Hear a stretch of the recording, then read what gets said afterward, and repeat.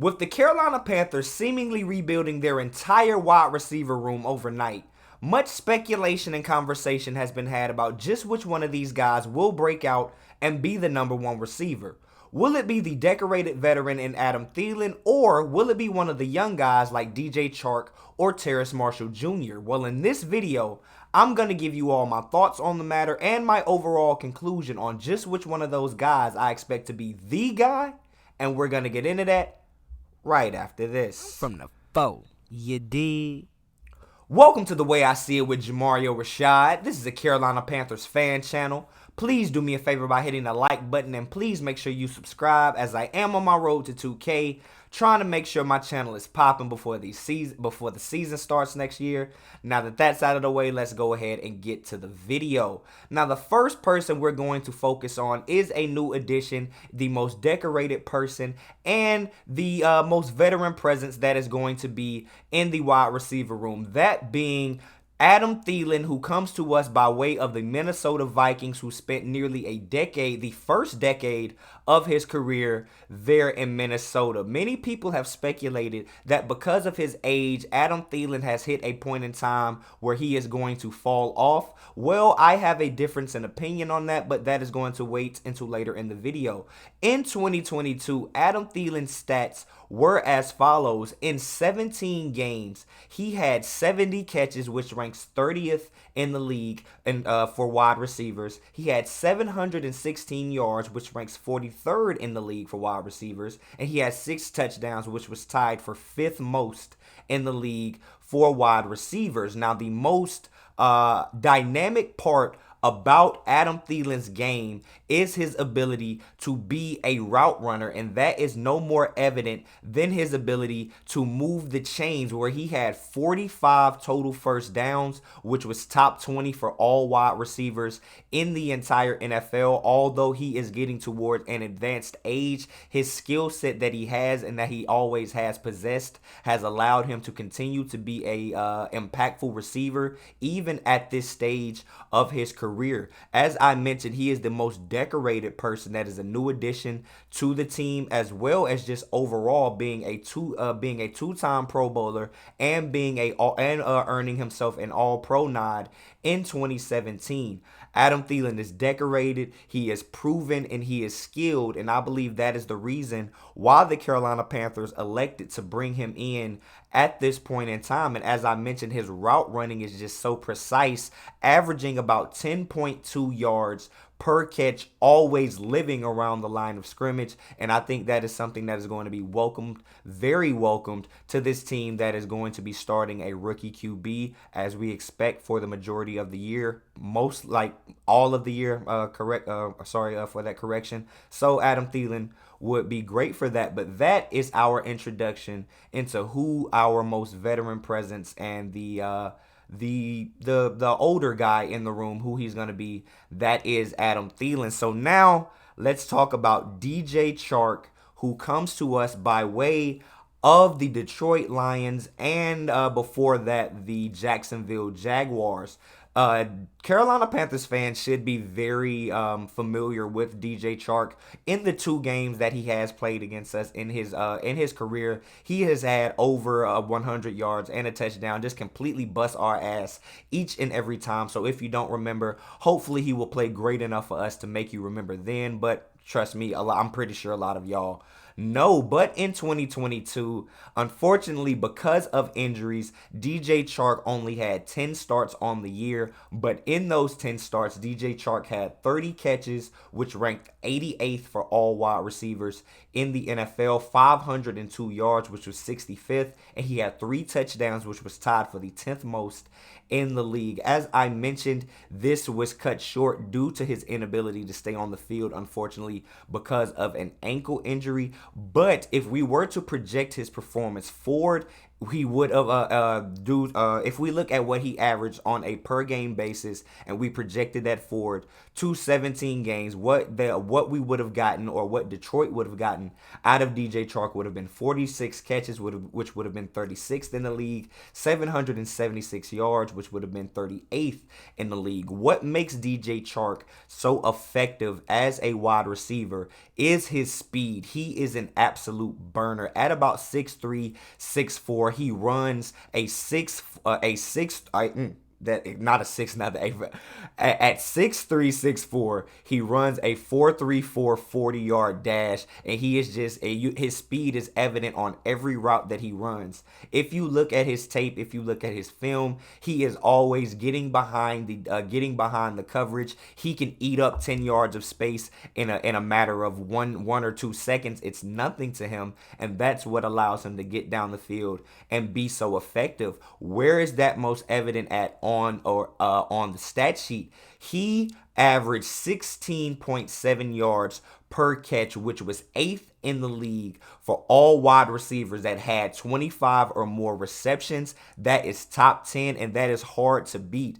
Being a burner and also being able to be a big play threat is what makes DJ Chark so valuable, and what makes him a competent contender to be the number 1 receiver for this Carolina Panthers team in 2023, man. But the last thing I want to mention on him, he does have some type of medals on his resume. He did make the Pro Bowl back in 2019, and just his second year in the league, he broke out and was effective. After having a pretty good rookie year, he did get the Pro Bowl nod in his sophomore campaign, man. But now we're going to move into the final receiver and the final potential guy, and I believe who is what many or majority of the folks in Carolina Panthers Nation are hopeful that this guy will be the number 1. We have been waiting on him to break out for 2 or 3 seasons now. We have blamed a lot of his production on our terrible previous coaching staffs, the inability to get a quarterback that is able to actually find him out there. Like DJ Moore wasn't even able to actually to perform adequately over the last few years, so we couldn't expect too much out of Terrace Marshall. But a lot of people, including myself, have not given up faith on this guy. But with that being said, now that you know the context of what all has went down with him and his pretty much honestly pedestrian stats, I am giving him a pass for it. Maybe you don't, but I do. But in 2022, Terrace Marshall Jr. started in 9 games, and in those 9 games, he had 28 catches, and that would rank 90th in the league, 490 yards, which would have been 67th in the league, and he only scored 1 touchdown, which was the first touchdown of his entire career, which I know was a big burden to finally get off of his back after being in the league so long, being on the greatest college football team ever, and then not even being able to score until your 3rd year in the league. I know that was weighing on him for a while, but hey, things happen. But as I did with DJ Chark, if we take his per game averages and project them out through 17 games, what the Carolina Panthers would have gotten from Terrace Marshall Jr. would have been 46 catches, which would have been 36th in the league. He would have had 595 yards, which would have been 68th in the league. That is not the best, but it's not the worst. Please keep in context that we had pedestrian QB play all year. And, things just happen. But what makes Terrace Marshall an effective football player, or wide receiver most specifically, is his physicality. He is a big guy. He has a big frame. He is quick, similar to DJ Chark, but they use their frame, their size, and their ability in different ways. Terrace Marshall is very physical at the point of attack. He is a guy that you can depend on to win over or majority of the 50-50 balls that you throw in his direction. He is very physical on his breaks, getting open whenever whenever he makes his cuts, whenever he decides to get out on breaks on either the slants or whatever routes out there. He uses his physicality. He's very good at subtle push-offs. He uses his size, his skill, and all of those tools, those God-given things that he has. Those are the things that makes him an effective wide receiver. Where is that most evident at? Terrace Marshall Jr. averaged 17 and a half yards per catch, which ranks second in the NFL for wide receivers that had at least 25 receptions last year. So that just shows that on every play, he is out there and he has the potential to be a big play waiting to happen. And if we have a QB that is able to get on a positive wavelength with him and to get that positive that positive, what word am I looking for? Just build that chemistry. That's what I'm looking for. Build that chemistry between him and Bryce Young. This guy could be an absolute beast. As I mentioned, he was the third leg wide receiver of the greatest college football team of all time, Jamar Chase, Justin Jefferson, and Terrace Marshall Jr. We have been waiting to get our production out of this guy, and hopefully now that he has a guy at quarterback, maybe we can see some of that production, man. But with that being said, man, in conclusion, if I had to choose between these three guys, who do I think is going to stand out, break out, and be the #1 receiver?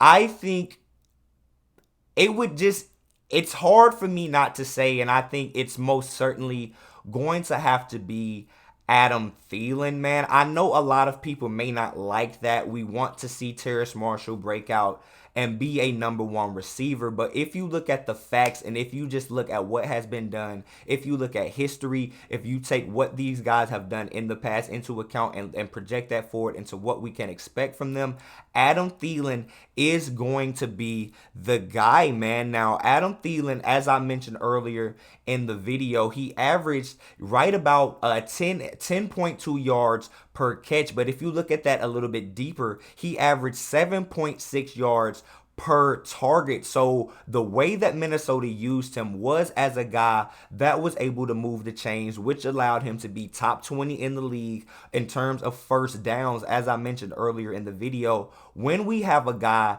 in Bryce Young, who is going to be a rookie, we are not going to be looking to make the big play all of the time, unfortunately. Now, I'm not saying that he isn't going to throw the ball down the field, but as he is getting adjusted to the NFL speed, to the NFL defenses, Bryce Young's best friend will be a wide receiver that has the ability to constantly get open. He is coming to us from the Minnesota Vikings, who has Kirk Cousins as a quarterback, who in his own right is a smaller QB. He is not as small as Bryce Young, but in comparison to the average NFL QB, Kirk Cousins is a smaller wide receiver, and he was able to have great chemistry with Kirk Cousins. So I expect him to be able to do the exact same thing with Bryce Young as they have to develop this quick game, because we are not going to be looking to make these down the field strikes all the time with Bryce Young just progressing as a rookie quarterback. That's just not going to happen. That is wishful thinking if you expect something like that to take place in any way, shape, or form, man. And finally, in addition, he is coming off the best year of these three receivers. We might say, oh, injury this, injury that. I honestly, none of that stuff matters if you take everything into account. If you were to give Terrace Marshall Jr. and DJ Chark, who I love on this team in the wide receiver room, who I'm expecting big years from, if they played an entire 17-game season, they still would not have been as productive as Adam Thielen. And you have to take into account what Adam Thielen was facing as well. Justin Jefferson on the opposite side of the field was having arguably one of, if not the best, greatest wide receiver seasons in the history of the NFL. They had KJ Osborne, a third-year wide receiver, have a breakout year as well. And also they traded for TJ Hawkinson mid-season, who got about 60 targets after coming over from the Detroit Lions as well. And Adam Thielen, with all of that going on, still had 70 catches and over 700 yards. It's easy to say, and I will put the last dollar in my bank account on it, that if all of those things did not take place and it was just still 1 and 2 Adam Thielen, Justin Jefferson, he easily would have had over 1,000 yards. But the team progressed, his role reduced, and that just things happen. And here in Carolina, he will have a bigger role, no doubt. And I expect that potentially he will have yet another 1,000-yard season with a rookie quarterback, man. So in conclusion, I think that Adam Thielen will in fact be the #1 wide receiver for the 2023 season. What do you all think about that, man? Those are my thoughts on this particular subject, man. Who do you think is going to be the #1 receiver? I know a lot of people may say, what about Mingo? I honestly don't expect a rookie wide receiver to be out there and like earn the #1 spot right out the gate. If that happens, I will be happy to be wrong, and you can come back to my comment section to say, "Hi, see, I told you so." But hey, as of right now, he wasn't a part of the video. So of the three guys, man, who do you expect to be the #1 receiver? Make sure you leave your comments down below, whatever you think about this topic. And with that being said, I am Jamario Rashad. This is the way I see it, and I'm out. Peace.